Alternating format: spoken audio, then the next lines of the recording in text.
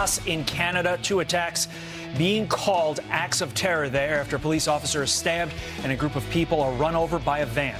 O.J. Simpson has just been released from prison in Nevada just after midnight local time. People are going to now be staking out pretty much the entire state of Nevada to see where O.J. goes. If you see him in Florida, take some pictures, send him in. So if he's going to act up, we're going to find him in Florida. A tense situation unfolding in Puerto Rico, and it's growing more dire by the minute. The big problem is still power. Only 5% of the grid is back online. The Trump administration is doing everything they can, but they need a little bit of help from the local communities. That's what this is all about. It has to be a team effort. All eyes are turning to the NFL today as more national anthem protests are expected to come game time. It's political correctness gone amok in the NFL, and the fans are sick of it. President Trump has been rolling out the plans for tax reform this week. I think it's important for Democrats and Republicans to come to the table. This is about putting money back into the people's hands. The economy is not going to take off by the government taking our money. This is a once-in-a-generation opportunity to pass tax reform and to restore our jobs, our wealth, and our great American dream.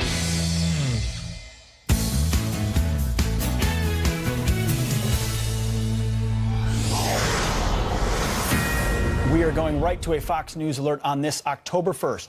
O.J. Simpson, officially a free man. The 70-year-old released on parole overnight in Nevada after spending 9 years in prison for a botched armed robbery. Adam Housley live for us in Las Vegas with the very latest. Adam, good morning.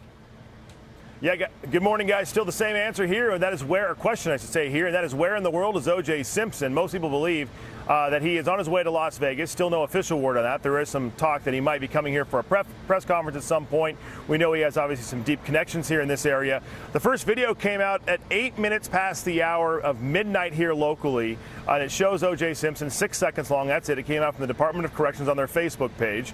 It shows O.J. Simpson basically signing the papers that allows him just a few minutes after he was eligible to leave prison on parole here in Nevada. Now, we did hear from the Attorney General in Florida. We know that O.J., there's been talk he may be trying to go there, and we know that she's been giving some significant pushback.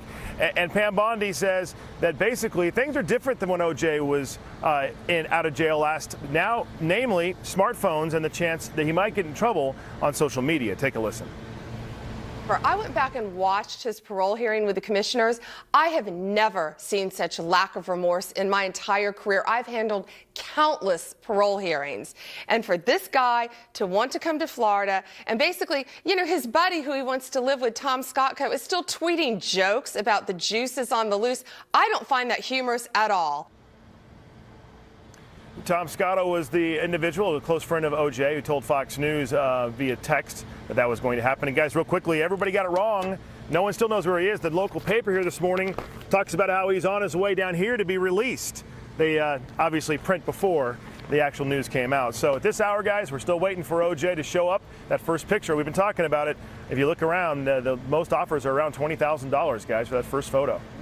Yeah. What does that say about our society? Unbelievable. Well, and with thank you, Adam. And with smartphones, it's a lot easier for the layman to get that first photo as opposed to paparazzi. Well, and he may have his own because apparently he wants to enjoy the simplicities of life, seafood and steak, and he wants to get his first iPhone because he's been in prison so long. He's never actually seen or had his own iPhone. With all due respect to obviously the situation there in Puerto Rico, we do want to bring in Geraldo Rivera, Fox News correspondent at large, and get his take on O.J. because obviously Geraldo in Puerto Rico has been so tied into the O.J. case. Geraldo, what is your take? Well, first of all, that's the Empire State, the training ship from the Maritime College. I'm an honorary graduate, did 2 years there. They're coming to offer beds to the relief workers here in San Juan. Much more about Puerto Rico later. My take is that I think he's a despicable human being who beat a double murder rap. He decapitated 2 people, including the mother of his 2 children. I think he's disgusting. I think he deserved to be executed on the murder charges in California. They dropped the capital punishment and they allowed him, they tried him on life. Of course, he was acquitted. Then he was found liable in the civil case. Now he is a free man. I think that in terms of the law, and I have to, as a lawyer, I have to stick with the law, there is absolutely absolutely no doubt but that O.J. Simpson did much more time for that lame armed robbery, so-called, in Las Vegas than any other defendant would have done. He did 9 long years for a case that, if it was anyone else, would have been a 1-year sentence. Now he is paroled. That doesn't make him any less reprehensible in my view. If he comes to live in your neighborhood or comes to your golf club, I would hope that you would shun him. He deserves to be shunned. Yet this is the law, and I think the parole board did exactly the right thing. It was easy for me to predict that they would, on a 4-0 basis, cut him loose, and they have today. You covered him extensively. Appreciate those comments. But now we do want to move to Puerto Rico. You've been all over this story. And the president is up early and tweeting this morning, tweeting about Puerto Rico 3 in a row. Just a couple of minutes ago, he tweeted this. He said, "We have done a great job with the almost impossible situation in Puerto Rico. Outside of the fake news or politically motivated ingrates, people are now starting to recognize the amazing work that's been done by FEMA and our great military. All buildings now inspected for safety. Thank you to the governor of Puerto Rico and to all those who are working so closely with our first responders. Fantastic job." Geraldo, how do these tweets comport with what you're seeing on the ground? I am really sorry, Pete, that this dispute between the San Juan mayor and the president of the United States has gotten to this level. I think that she is absolutely wrong to, in some ways, accuse the president's neglect for people dying in Puerto Rico. I think that is factually false.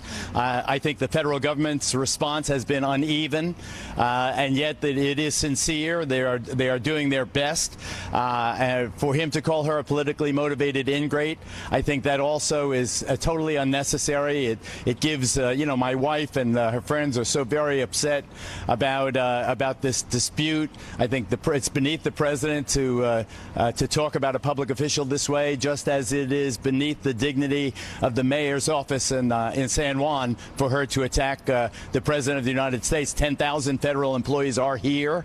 The relief effort is going, and I think that Puerto Ricans are helping each other in a way that I think is grossly underreported. We had the first part of my interview with the mayor at 7:30. Here is part 2 of my interview with the mayor of San Juan. Will you meet with the president on Tuesday? Of course. If he asks, I haven't been invited. I never go anywhere where I'm not invited. If he asks to meet me, of course. I think that anyone that is the leader of a democratic nation needs to be afforded the respect of a leader of a democratic nation. He needs to be able to give that respect back.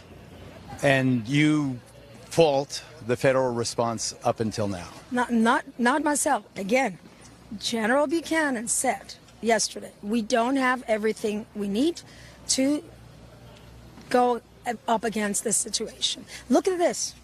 Look at this, Geraldo. I know, it's pretty sparse. All of this is private donations. Goya gave us 200,000 pounds. The city of Miami Beach, the city of New York, the city of Chicago, and that is FEMA.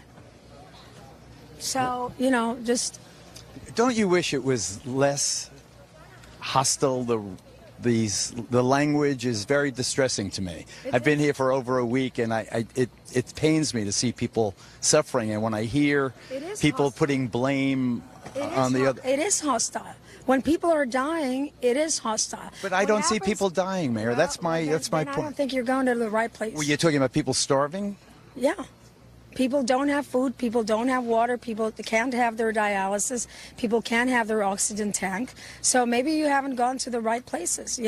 If you are a mother and have to give your child water from a creek, I don't think that's something that people want to see in any country. I totally agree with that. I just wonder if this isn't the time to put aside partisan, petty differences and work on the same team. I totally agree. And I'm on one team, the Saving Lives team. You have not been able to find anything, but that doesn't mean that then you're bound to be shut up when injustices are happening. I've never been that way. I know that. I will never be that way. If something needs to be applauded, I will. I'm telling you, the FEMA people and the HHS people have their heart in the right place, but the bureaucracy and the red tape is killing us. It is not putting food on people's mouths. It is not putting the dialysis machines to work. It is not putting people that need their oxygen in non-life-threatening situations. The President of the United States is watching right now. Why don't you speak directly to the President? Now you have this controversy. Why don't you tell the President how you feel? Well, he knows how I feel. He knows how I feel. I don't have any controversy with the President. I have one mission, Mr. President, saving lives. That's it. And I have no time for anything else. You know, I want to use my unique status as a longtime resident of Puerto Rico and as a friend of the President of the United States, who I spoke to a couple of days ago, to broker peace. This is totally unnecessary, very unsavory. It breaks my heart. It's something that is a distraction from the effort that needs to be made here. This was the worst natural disaster in modern history in terms of the number of people adversely affected. More houses destroyed, not people killed. And the mayor's wrong about that. The death count was 16 a week ago. It remains 16 today. People are not dying. That does not mean that they have all the supplies they need. That does not mean that this damn power company, this corrupt, inept power company, should not be hounded. And one idea the President gave me, and this is news here, 2 days ago, he said he wants to involve Florida Governor Rick Scott and the Florida Power and Light folks to come over and assist in getting the 16,000 miles of wiring and rotten telephone poles replaced to get this island some power. If you have power, you can pump gas. If you have power, you can pump water. But I think that this politics is a total distraction, and it breaks my heart. Geraldo, you're on the ground there. You see it firsthand. Really appreciate your interview and your thoughts this morning, Geraldo. Great job there. Thanks, Geraldo. Thank you so much. So you saw that interview there with Geraldo and the mayor of San Juan, and she was telling Geraldo, well, you may just not be in the right places. And we had on earlier this morning the FEMA deputy demonstrator, Dr. Dan Kanuski. And you asked the great question, Pete, of, okay, the FEMA, the headquarters on the ground there are in San Juan where the meetings are being held. The mayor was not actually there. She's still not attending. Still not attending, and here is how they responded. The mayor of San Juan has not participated substantially in any efforts at the Joint Field Office. Other mayors have been participating. They're connected to us either by satellite phone in far-off areas all around Puerto Rico, as well as being on site. And again, this is in San Juan where this Joint Field Office is. To the extent that she or any other mayor wants to provide input in the process, we not only welcome her, but we expect that kind of guidance. Certainly, me sitting here in Washington, 1,500 miles away from the island, I can't tell you what exactly is going on in San Juan, but she certainly can. And our planners on the ground need her input.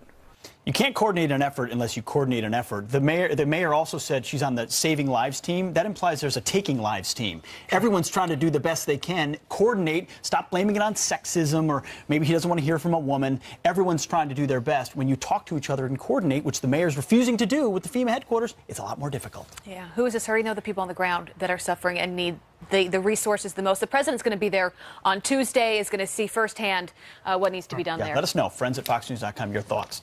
Well, it's not just San Juan's mayor. Hillary Clinton is also blaming President Trump's response to the disaster in Puerto Rico. And one of the heroes from Benghazi's got something to say about it. You're going to love what he has to say. And, of course, it's a Sunday. All eyes on the NFL. Who will kneel today? Kickoff just about, 20 minutes away for the Saints and Dolphins in London. Why our next guest is predicting everyone will stand when we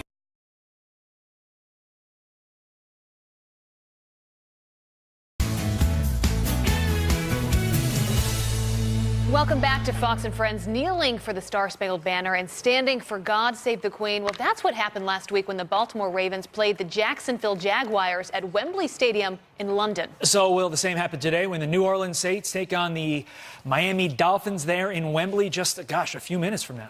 Saints quarterback Drew Brees tweeted Friday saying his team will kneel before the anthem is played, and then they will stand. Well, and joining us with his prediction of what will happen today, the executive director of the Black Sphere and Fox News contributor, Kevin Jackson. Kevin, we're going to be watching this game in London. It happened live on our show last week. It'll happen live here as well. What do you think will happen?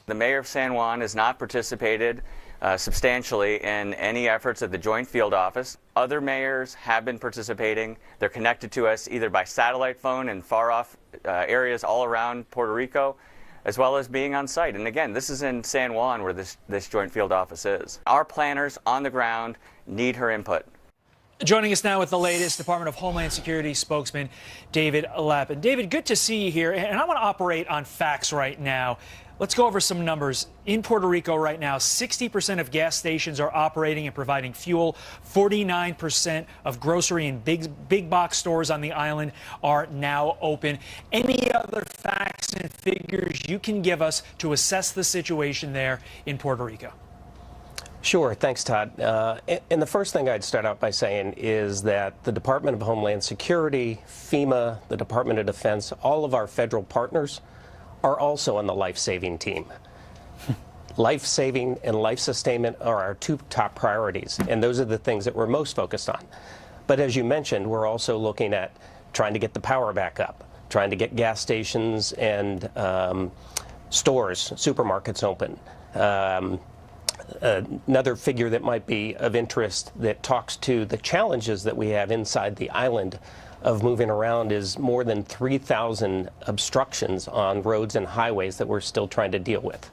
The Forest Service of the Department of Agriculture is there with chainsaw teams to be able to take care of some of that. So the challenges within the infrastructure of the island are certainly there, but we make incremental progress each day. Of the 69 hospitals now in Puerto Rico, most all of them have been assessed.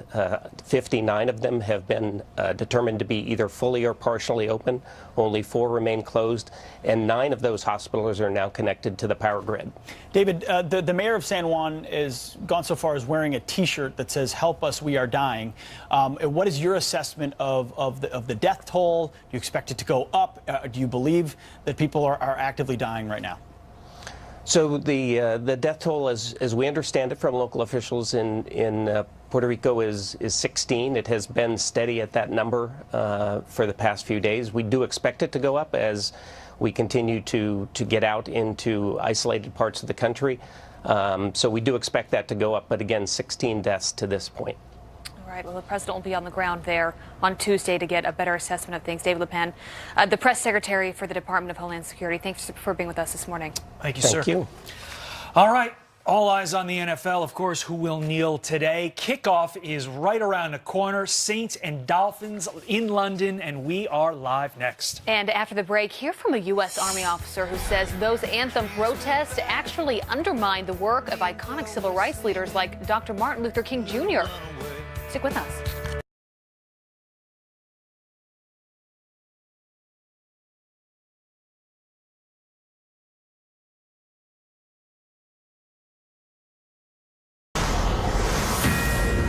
All right, an update now to a story we told you about moments ago, the knife attack at a train station in France. French police now saying this was likely a terror attack that left 2 women dead. The man went on this rampage at the main train station in Marseille before being shot dead. Local reports say the man yelled Allahu Akbar before being killed.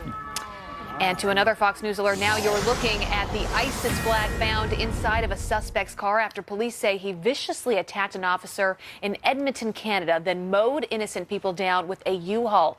Police say the 30-year-old man rammed into the 30-year-old man into a police cruiser at a barricade outside a football game. The suspect then stabbing the officer several times, then running off. Police say they found him later in a U-Haul and gave chase when the suspect tried to hit pedestrians. The U-Haul hit 4 people before flipping over. Well, that is when police caught the suspect. They think that he acted alone.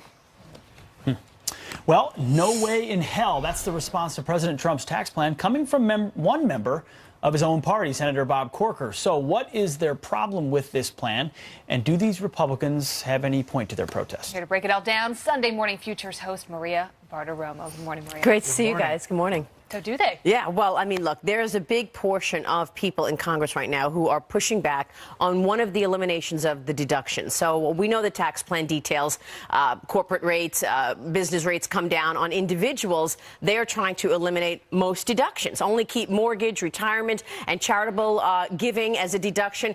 This deduction of state and income tax, that's used by 90% of people who make more than $200,000. It's going to hit high-income states and high-tax states like New York, California, New Jersey. I mean, New York has a state income tax of 10%. You know, that's right now being deducted. And people like Peter King, Bob Corker are saying, no way in hell, because that's actually going to be a tax increase for my constituents. So now they're making the sausage, if you will, and going back and forth in terms of pushing back on some of these challenges. This is where a lot of the special interests rear their head, too. Is the almost doubling of the standard deduction, does that help at all, especially for lower income earners? Well, it certainly helps, but it also muddies the situation because people may not get up to that level, and so they will miss the tax that we're talking about. They won't, in fact, be a part of that. So, yeah, I think you really do have to look at the plan in its entirety, and that's what the administration is saying right now. But there's no doubt when you eliminate such an important deduction for high earners, you are talking about the possibility of higher taxes. And they're also talking about the possibility of a fourth bracket. Right now, on the individual level, that's what liberals would like, right? They would love it. A higher fourth bracket. But I want to know why they constantly get bullied by the liberals is really what I want to know. Exactly right. I mean, we knew that this was going to be the talking point. It's a tax cut for the rich. I mean, you would think that they'd just be ready for that and say, yeah, if you don't cut taxes on the rich, you're not cutting taxes because the highest earners pay all the taxes. And yet, they get bullied and say, oh, no, this is not for the rich. And then they have to come up with this fourth bracket. When you want to find out more about the tax program, you go talk to the guy who wrote it, and that's what you're going to do today. Yes, we're going to speak with Gary Cohn, the Director of Economic Policy at the White House this morning. Great interview coming up with him to really walk us through what's most important. We're also going to speak with the chairman of the House Financial Services Committee because Jeb Hensarling is also Louis Gohmert is on as well, Texas congressman, to talk about that as well and with the vote stand. But Jeb Hensarling is also going to talk about this idea that they might want to attach the unraveling of Dodd-Frank, the financial regulation, to a tax plan. A lot of Democrats would like that as well. They also want to throw infrastructure in there. Let's get as much in there as possible, right? Yeah. See how the sausage tastes at the very end of this thing. Exactly. Thank you, Maria. Thanks. See you in about 10 minutes. Yeah.